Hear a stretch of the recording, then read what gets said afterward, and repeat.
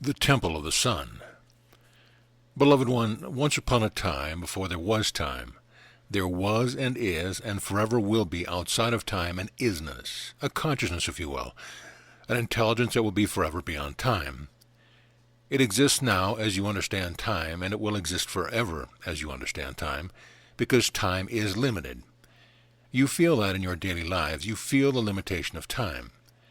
I have to be somewhere at a certain time, and you rush about. Sometimes you chafe because certain schedules keep you waiting. I know that your time is precious. I thank you for sharing your time in this way with me. But once upon a time, before there was time, you were and are and always will be the intelligence of the One. As the free-flowing intelligence of the Creator, the Creative One, there was a thought to create. From that one moment outside of time, you, as an aspect of the One, created all realities, realities within time and realities outside of time. Now there are many more realities outside of time than within time. That is a bit difficult to understand as you struggle each day with your daily activities.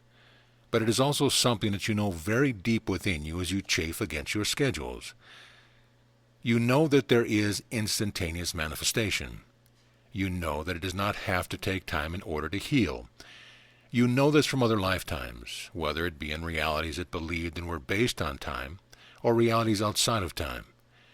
You know it deeply within yourself that you are an expansive being, and that is why you chafe against a small ego when it comes up with limitation and says, "But you are only one person, and you have a limited time span for this lifetime. That which you want to become or make manifest, you probably won't." Separated ego often says that. It says it because you have asked it to say that scripting so that you can prove it wrong, and it does your bidding. It runs right on stage and it says, you'll never be able to be wealthy, prosperous. You'll never be able to manifest a loving mate or a friend who will love you no matter what. You'll never be able to know that the loved ones who have released the body and have gone on are still with you. You'll never know that. That is what separated ego says to you.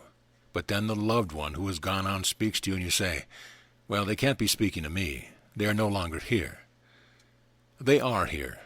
And separated ego runs back on stage and says, "How do you know? Can you prove it?" And you say, "Well, there's a feeling. I feel the loved one with me, and if I feel it, there has to be something. I'm not quite sure what, and I can't define it, and there probably aren't words for it, but I feel it." And separated ego says, "Oh, okay," and goes off in the wings, off stage for a while until the next time it is called forth. When we first thought to create a physical reality, we created light, the vibration of light, and with that the vibration of sound, as you understand the physical laws. We created most harmonious manifestations of oneness. You still have that. It still exists. If you ever want proof, look at your rainbow. There you have physical manifestation of different vibrations of color from one range to another through the various vibrations seen as color. And if you could hear the rainbow, and some ones can, you would hear a melody, a harmony. When we first thought to have a physical experience, we brought forth the different constellations, and they were as yet amorphous. They were as yet unformed, not as you know them to be now. And we danced as a light upon and within the amorphous constellations. Then there was a thought to evolve into something different, because you are always, I see you doing this in your daily life, thinking of what is your next goal. What is the next project you are going to work on? We are always thinking to create more. There became more density. The light played with the density, and we brought forth many, many constellations in form. You now have the most wonderful pictures of light of other constellations that come to you from many, many light years away, more than what you would count a lifetime or several lifetimes to be. Light now coming to you from constellations where you played at one time, and then sent yourself here to receive the light in this lifetime. So when you look in your heavens and you see the light of the various stars, know that truly you have played within these constellations, and the light that you brought forth then is coming to you now for the purpose of reminding you of how creative you are, how light you are, how you can and do manifest. You have now chosen to be within this reality on this third rock from the sun, as your television program has called it, and to live out lifetimes on this rock, which truly is not rock at all. It is vibration of differing densities. When we came to play upon this firmament, we danced as a light which we are, and we knew ourselves to be very fluid. We even went within the earth, our holy mother, the planet, because this reality that you call firm is not firm at all. It is changing all the time. It is very fluid and very porous. There are ones who remember themselves to be lighter vibration and more fluid who do live within Holy Mother Earth. Sometimes you will, again as we spoke of the loved ones, you will know a presence of them. There are certain sacred spots that ones have pointed out where you can go and be in communion with the ones who live within this planet. Have you lived within the planet? Yes, a long, long time ago as you measure time, before you decided that you wanted to live on the surface with a more solidified and defined form. But even the defined form you change from time to time.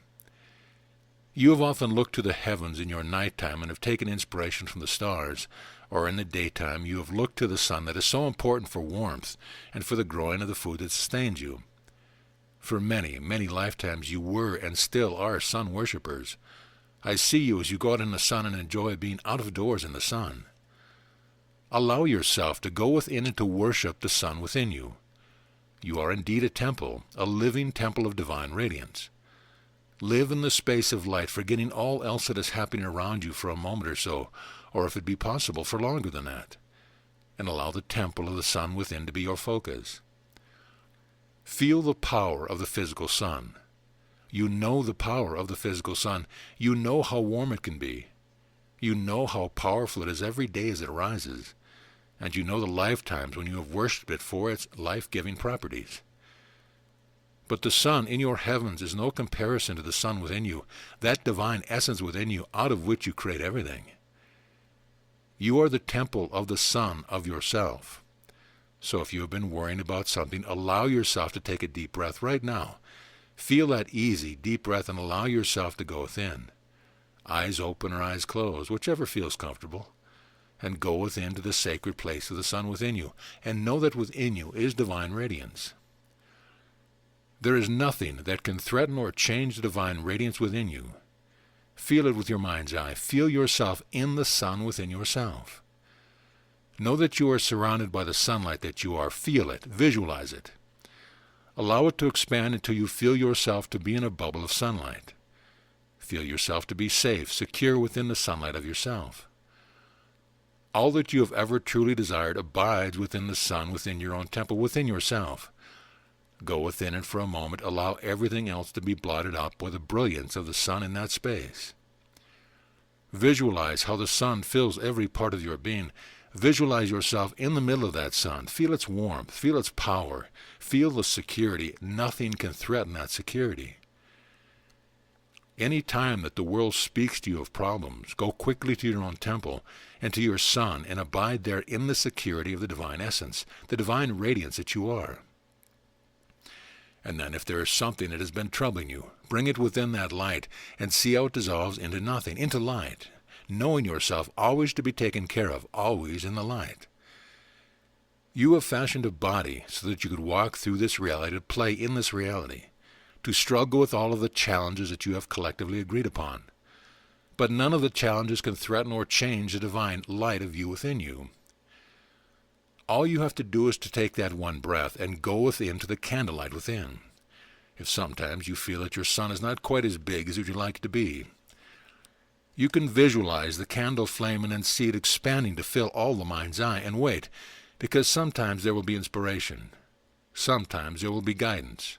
An idea that comes out of the light that has been there all the time within the light, but you have not yet given it opportunity to come forth. Sometimes all you need is to know the security of that light, to know that you are loved in that light and that always you will be loved and taken care of. You are the temple of the sun. Even as you are walking through the darkness of the valley of the world, you are the light of this world. That is what you said you would do in this lifetime by various journeys, by various means, various occupations. Never do you need to worry about anything. Hear me well when I say that. I am the demonstration of that, as you are the demonstration of it. My lifetime was fraught with challenges, threats, even crucifixion. Look at my lifetime and take courage from that lifetime. You will not be asked to give over the body, and even if you were, that is not who you are. The body is not who you are, but you will not be asked to give over the body until you choose to give it over. My story is your story. In other lifetimes you have known physical crucifixion. In many other lifetimes you have known emotional crucifixion. Even in this lifetime, you crucify yourself daily emotionally by listening to the words of separated ego. But you do not have to. You can come down off the cross and live in the light. You can find the temple of the sun within yourself. So any time when the outward appearance of things look to be threatening or suggest loss or abandonment or rejection, go quickly to the temple of the sun within yourself. In your mind's eye, even if you are standing in the crowd of people with your eyes open, you can still in the mind's eye see yourself in that sun and know it always. And this is my guarantee unto you. I have been there. I have done it. I have tried it. I have tested it, and I know it to be true. You will always be taken care of in the temple of your own sun within. That is what it means when we speak of the Christ of you. It is your own sun within you, the brilliance, the divine radiance of the Christ of you. So whenever the words speak to you, go within to that place of the sun within yourself. Make your choice from the place of the sun. The Christ of you abides in the sun, in the divine brilliance and radiance within you, and that will always bring you home. I know this to be true, so I speak it to you. So be it.